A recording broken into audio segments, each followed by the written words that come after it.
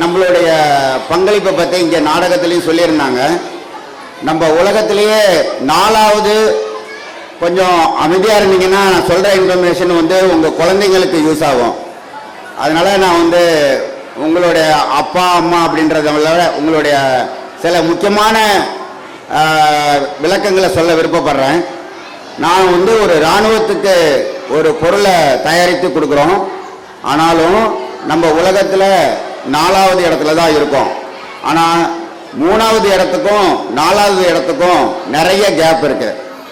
எதற்காக இதை சொல்கிறேன் என்றால், இப்போ ஈரான் அமெரிக்கா வார் இருக்கு, ரஷ்யா உக்ரைன் வார் இருக்கு. இதெல்லாம் நமக்கு கற்றுக் கொடுத்தது என்னவேனா, நம்ம அறிவியலில் வந்து இன்னும் மாணவர்களுக்கு நிறைய வாய்ப்புகள் இருக்கு அப்படிங்கிறத நம்ம இந்தியாவை வச்சு எல்லாரும் தெரிஞ்சுக்கிறாங்க. இந்தியாவில் வந்து அறிவுள்ள மக்கள் நிறைய இருக்கிறாங்கன்றத உலகம் இப்போ நம்புது. அதிலும் குறிப்பா தமிழ்நாட்டு மக்கள் வந்து மிகவும் புத்திசாலித்தனமான அறிவை உபயோகப்படுத்துகிறார்கள் என்ற ஒரு ஆய்வு சொல்கிறது. எதற்காக இதை சொல்கிறேன் என்றால், நம்மளுடைய பெருமையை நாம் நமது குழந்தைகளுக்கு சொல்லித்தர வேண்டும் என்று தயவு செய்து உங்களுக்கு வேண்டி விரும்பி கேட்டுக்கொள்கிறேன்.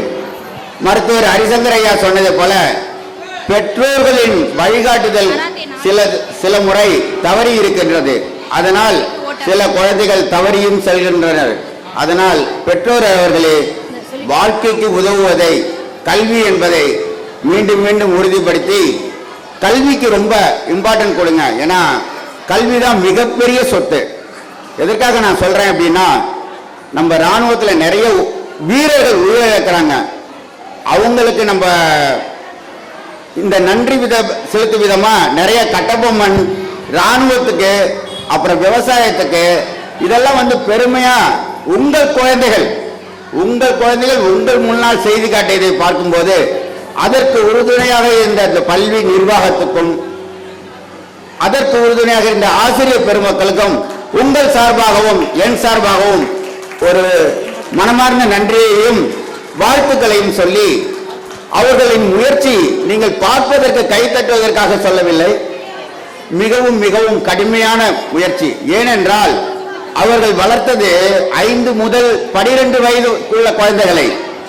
நீங்கள் 2 குழந்தைகளை வளர்ப்பதற்கு எவ்வளவு கஷ்டப்படுகிறீர்கள், 3 குழந்தைகளை வளர்ப்பதற்கு, ஈவன் ஒரு குழந்தையை வளர்ப்பதற்கு கஷ்டப்படுகிறீர்கள். இங்கே கிட்டத்தட்ட 400 குழந்தைகளை மேடையேற்றி இருக்கிறார்கள்.